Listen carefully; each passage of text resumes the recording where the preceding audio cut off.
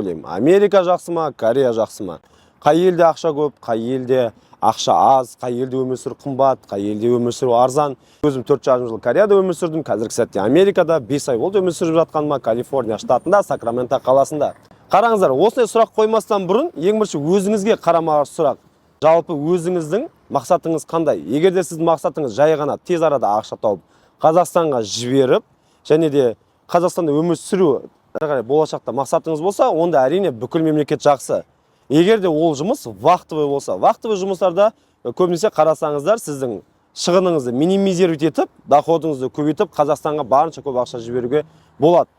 Демек, ол Кореяда жақсы, Америка жақсы, Турция, Россия, бүкіл мемлекет жақсы. Ал егер сіздің мақсатыңыз бірақта кәдімгі толыққанды иммигрировать етіп, немесе мигрировать етіп, осы елде қалып қалатын болсаңыздар, Корея мен Американы таңдайтын болсақ, онда әрине мен Америка деуші едім. Неге десеңіздер, бұл жерде